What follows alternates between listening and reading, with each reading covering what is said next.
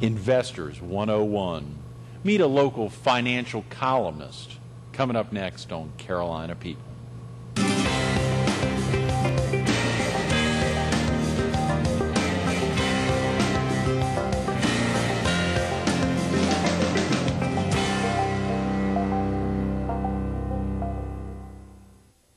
Good morning. Welcome to Carolina People.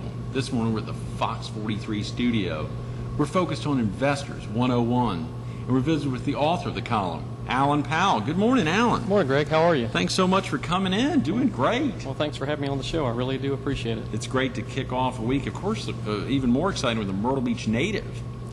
Well, what can I say? It's not something we have in the studio that often. All this week, I'm looking over the guests coming in. We've got a guy coming in to wrap up the week from Massachusetts, who's been all over the country, and of course, someone earlier in the week from Atlanta. I mean, it's amazing to see the excitement of being in the area and staying in the area. Mm-hmm. I'll tell you what, growing up in the Myrtle Beach area, my family owned a motel, the Sandy Beach Motel, when I was a kid growing up. My parents and grandparents were in the hotel industry, and I wouldn't trade that experience for anything in the world. I mean, it was an incredible time to grow up here at the beach.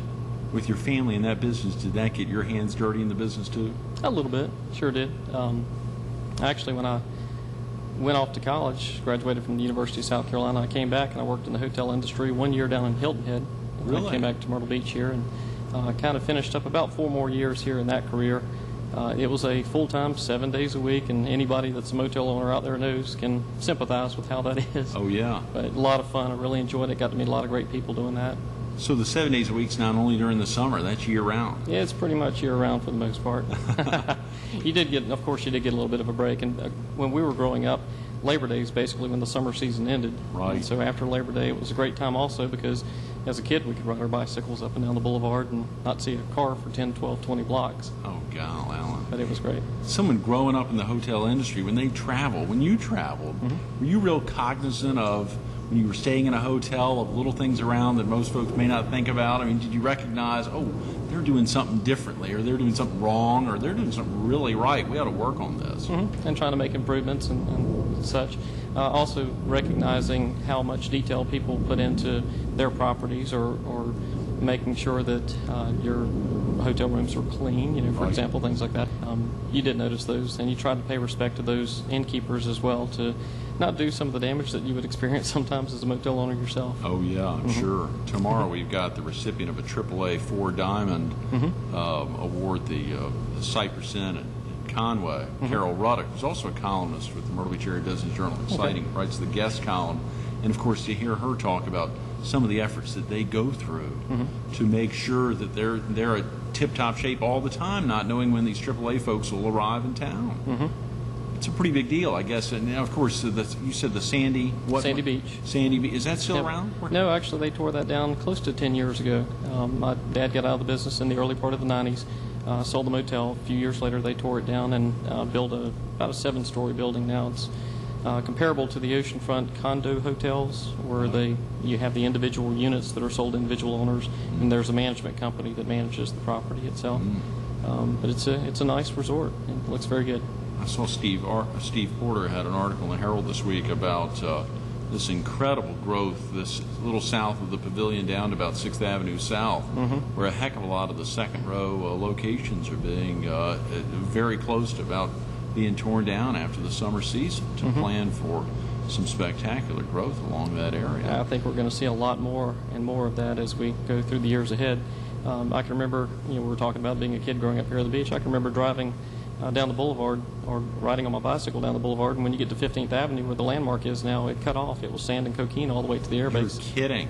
And you're talking about, you said you've been here, 38, 39 years? Or yeah, now we're telling them. Yeah, you're younger than 40 anyway. I mean, so that area, I mean, you're talking about within the last 40 years, something that... Yep, and beach houses on the oceanfront versus the high-rises. I mean, it was a whole different landscape on the oceanfront.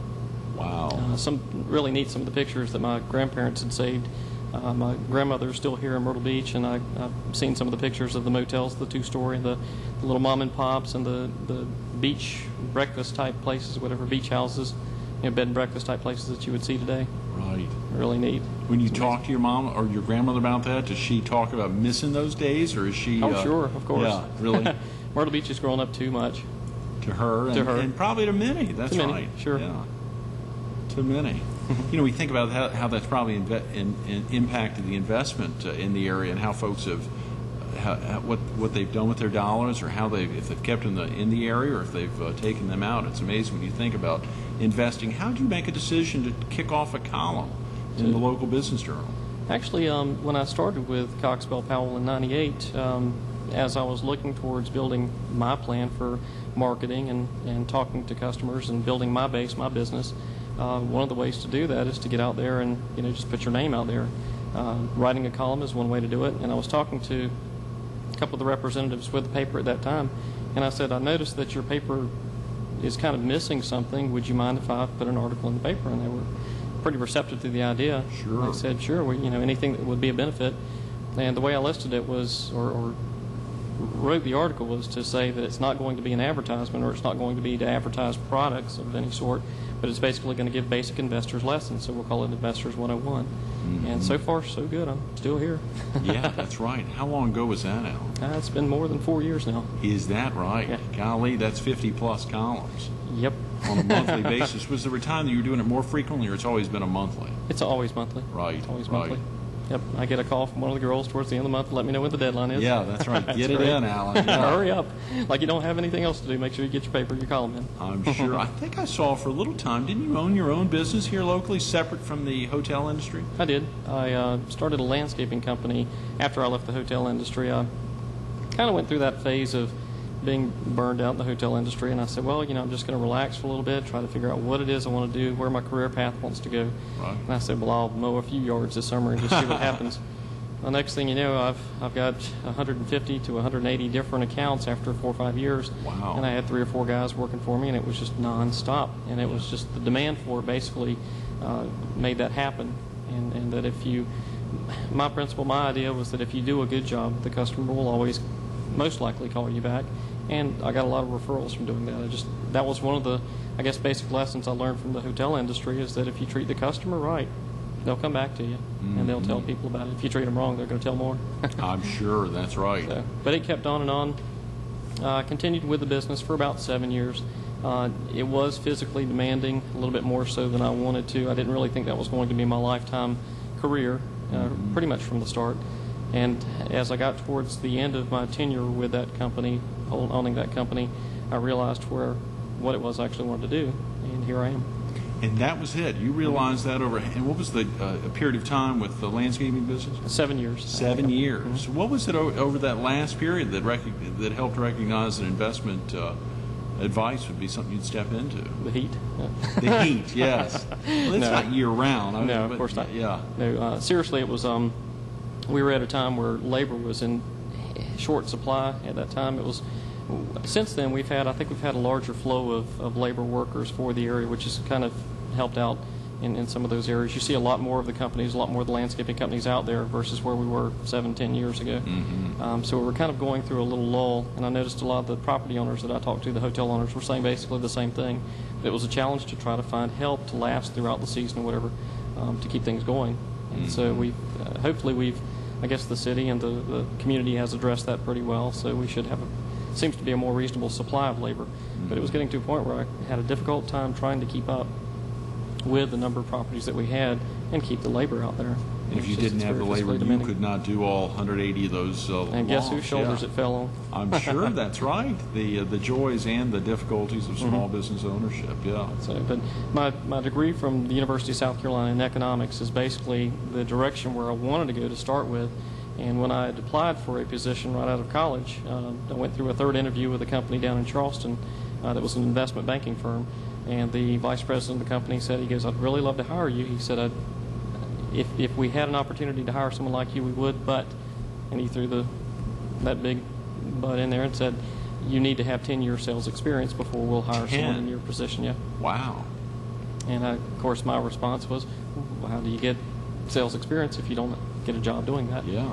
And they said it was very costly in this career, this type of a field, to train somebody, to hire and train somebody, and the amount of turnover that they've had in the past proved that it wasn't beneficial for them to do that for someone just out of college. So got out, got my experience in the hotel industry and with the 7 years of landscaping, and then the bell rang, and I realized it was that time. That's exciting. Golly. You know, you think about how folks get into a career that they really call their own, and of course investment consulting is a big deal, and that's a very broad. I sure want to talk about some of the basics of investing, what folks go through and some of the decisions they need to make as they think about what to do with their own dollars or stocks or anything. And of course, we're not talking about anything directly. I think you made that clear before we started filming this morning, that it's vital to not talk about anything specific, because there's a lot that goes into making a decision as to how folks are going to invest their dollars. There is, and for each individual is unique, and so there's no one plan that fits all. We have to custom design. At my company, we have to custom design for each individual that comes in what works best for that person. So, you know, say for example, if it were an employee coming in saying that they have maybe an extra $25 a week that they could do something with, you know, I'd probably sit down and talk to them about what their current investments are, what their goals are, what they would like to use those dollars for, and that if we could possibly consider, do they have a company retirement plan? That may be the best outlet for them to start putting the dollars towards an investment that will work towards their purpose. You know, so like I said, we have to custom design for each individual. A business owner is much different than an employee. You know, so there's different issues that we have to address there. If a husband and wife have children, we have to address issues of college. Are they funding for college savings? Also retirement. You know, the big issue these days seems to be retirement and college funding from the clients that I'm working with. I do a lot with small business retirement plans, simple IRAs, 401k plans, and each of those, the same as with an individual, work differently for each different company because no two companies are alike. Sure. Alan, for a viewer who hears those words, simple IRA or 401k, can you just explain briefly for any of our viewers all over the area who may not be familiar with either of those? Either they've retired already, they're just not familiar with 401ks or their activities in a company. What's a simple IRA and what's a 401k? Okay, that's really a good question. 401ks were typically for larger companies, typically with 100 or more employees. The simple IRA is kind of a somewhat of a mirror image of the 401k. A lot less of the taxable paperwork filing requirements. Also, it's basically designed for a company that's 100 employees or less. The simple IRA. The simple IRA is, that is, yes. With those two types of plans, when an employer offers that to the employees that were willing to participate, the employee can put into whatever the current year's eligible limits are. They're different for both the different plans. Simple IRA is right around $10,000. With the 401ks, they're up around $14,000 for the limits of the employee, what they can put in per year. With those two types of plans, you will have an employer-sponsored match based on what the individual's income is and if they're participating in the plan as well. And so a lot of times when I'm doing a presentation to an employer and the staff as well, I like to say, you know, this is free money for you employees that would like to participate in the plan. It's actually like getting a free raise. You know, that usually works pretty well. It's free money when the employer, depending on what amount they're chipping in. Yes, for the employee. Right, sure. Because the two different type of plans, the simple IRA or the 401k plan, if they offer a match, and if it's, say, for example, 3% of the employee's salary, the employee makes, we'll say, $30,000 a year. If they put in at least $900, that's 3% of the $30,000, the employer will match that amount and give it to them for that current tax year. And it's a great benefit. It's great for employers to keep the employee morale up. And it's also a tax deduction for the employer as well. Great. And what does IRA stand for? IRA is Individual Retirement Account. Okay. And you said both of those are used oftentimes in companies 100 employees or less? Yes. The simple IRA is the company style plan. When you hear the term IRA or Individual Retirement Account, you most likely are thinking of an individual's account, a single person's account who's not participating in an employer-sponsored plan. It's just an individual on his own. You've heard the limits are $4,000 per year this year. The tax laws have changed over the past couple of years. A few years ago it was $2,000 a year, and most people are familiar with that. There are two different types. There's a traditional IRA account and there's a Roth IRA account. The traditional IRA account allows you to get a tax deduction if you qualify in the same tax year. The monies that are in that account, as they grow over time, will grow without you having to pay taxes on those gains as long as they stay in the account. And then when you draw off of that account, then you're subject to whatever income tax bracket you're in based on how much you draw. The Roth account is a little bit different. Those are dollars that go into the account after you pay taxes. So it's called after-tax dollars. And as long as they stay in the account, they're not taxed for you. While they continue to grow, when you get to the point of deciding it's time to take dollars from that Roth IRA account, most likely, and the way the tax laws are written now, they are all tax-free.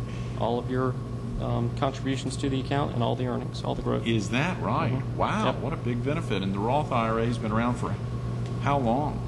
Now I'm going to have to look up the That's number on okay, that one. not necessarily how long, but how long has it been that benefit? I mean, that's fantastic. How long have they set the stage such that folks can invest and be able to tap it down the road without any tax? Starting in the 70s is when we started seeing the government actually pushing towards the investor more or less taking care of themselves versus the government having to take care of, like with Social Security issues and so forth. And that's the investor taking care of themselves if they're not necessarily involved with an employer-based plan. Right. And a little of both. A little of both.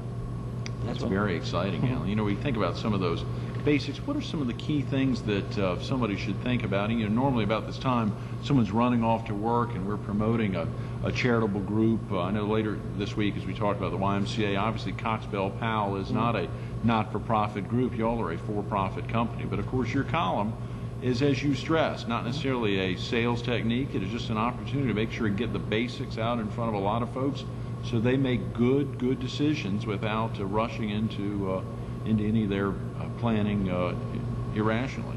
Exactly. My idea of the Investors 101 was to basically provide, hopefully, some helpful information to the average investor out there, and as well as the business owner. I think I've kind of hit the target market for both. And the columns will vary in topic from month to month, so there will be some issues that are relating to, like last month, for example, was estate planning and gifting, whereas you have some that are the Investors 101 of how to basically just get started in the markets, you know, making a contribution, using your company's retirement plan, using just a basic IRA account, you know, just the getting started, just taking action and doing something. You know, and I saw that in the July issue of the Myrtle Beach Area Business Journal, that minimized taxes with estate planning and gifting. There were some of the, you know, how does the marital deduction work? Is there just a basic of that? I don't want to put you on the spot. I know oftentimes when you're in it, but of course I really want to talk about some of the basics of investing.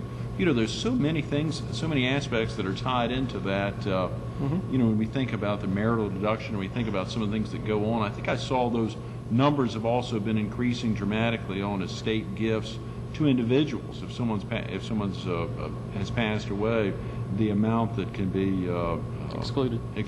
Exactly. Is that per individual, excluded to multiple individuals? Right. And those were the numbers that you saw in the article. Congress and the government have basically stepped up those limits between now and the end of 2010. You may have heard the term sunset provision or sunset rule. Basically means that the law that they have changed from 2001 will be repealed after the end of 2010. So January 1, 2011, it reverts back to what the original rules were for most part. There are some variances in what stays and what doesn't. I mean, you would have to probably consult a tax attorney on what the specifics are for that. But for a general rule, most of the types of exclusions end at that point and revert back. The funny thing about the year 2010 is that there is no estate tax for individuals. So if an individual were to decease during the year of 2010, there's no estate tax. We understand that there's a lot of people making plans for that year. Yeah, I'm sure. Terrible plans. Terrible. But the key thing on gifting, as we were talking about, as I was speaking in the article about, is that there are ways to minimize an individual's estate. Say, for example, if a husband and wife have a total net worth of, we're going to say $5 million. We're going to say they're a hotel owner. They own the land. They have all the assets and all the values to equal that sum. If either one of those two or both of them were to pass away deceased before 2010, then they're subject to whatever that year's exclusion is, minus other expenses and so forth. And one way to minimize that is to gift out money to their inheritors or their beneficiaries, right? Children, grandchildren, churches, anything of that nature, whatever their interest may be. one of the subjects we talked about was gifting for college. Current rules now allow for 529 plans for a grandparent. Say, for example, that same couple I was talking about, the motel owner with $5 million net worth, they can gift up to $55,000 for each individual child, and they can combine it, so 55 for the husband, 55 for the wife, to total 110.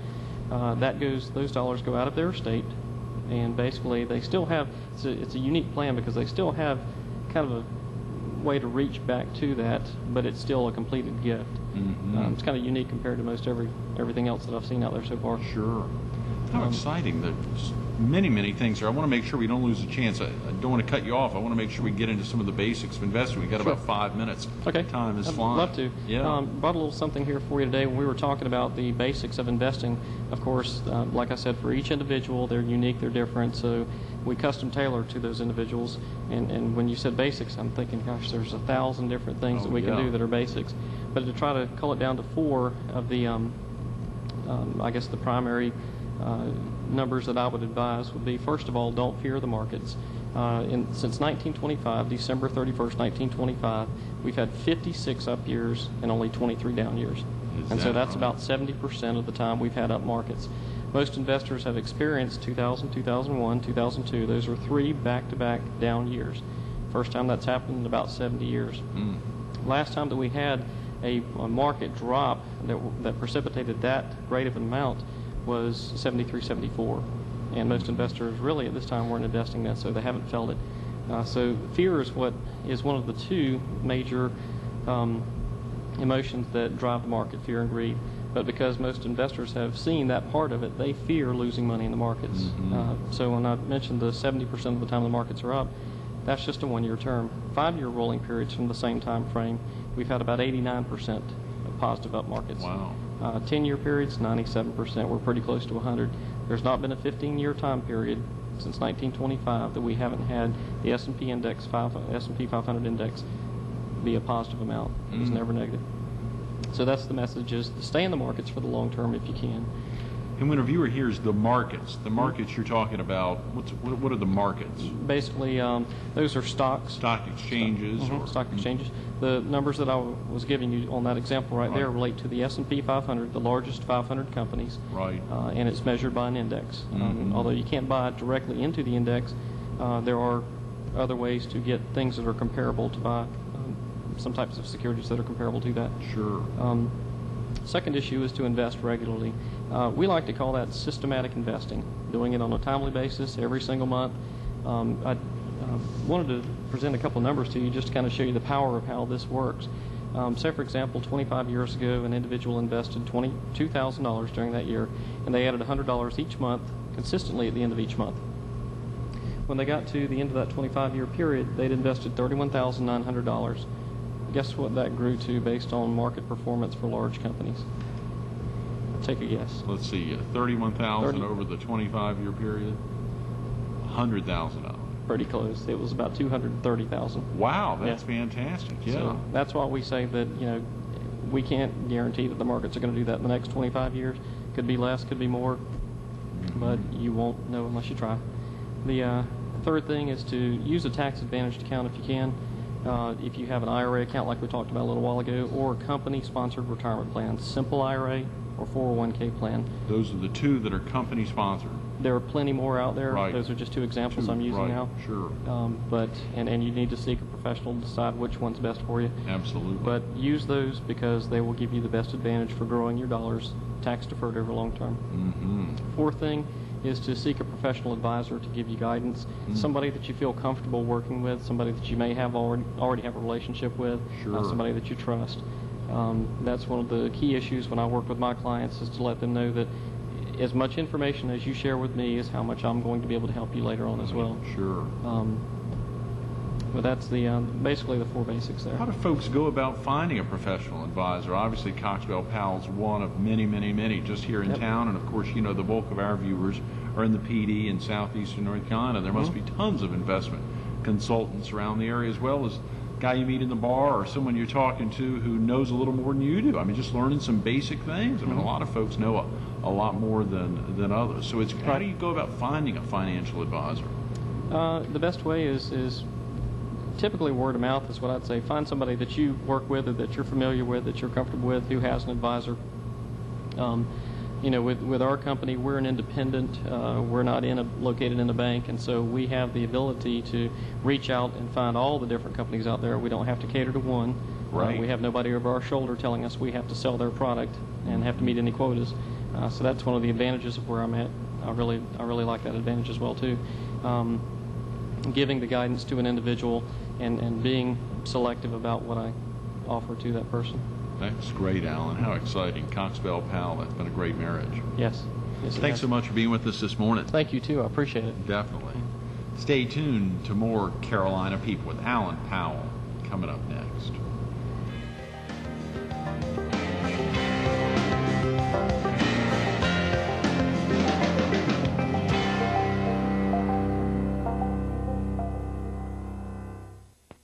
Investment consulting, you think about, what is that?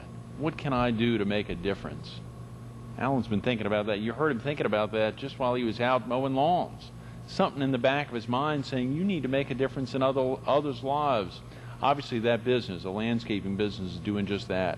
Owning your own business is doing just that. A lot of people don't have the experience of owning a business. They do have the experience to think about, what do I do with my dollars to make sure that my life in the future will be as good then as it is now. You heard him talk about, take the time to find a good financial advisor, someone that can help you go through those steps. He's not necessarily just pumping himself up, he's pumping up the entire industry. Recognize they're financial consultants for all types of vehicles. Take the time to learn about one. Investors 101 is a great opportunity to learn some basics on investing on a monthly basis. You can read him online at thelocalbusinessjournal.com, or you can give him a call at Cox Bell Powell. Alan Powell, less than 4 decades in the area, but thinking about it for a heck of a long time.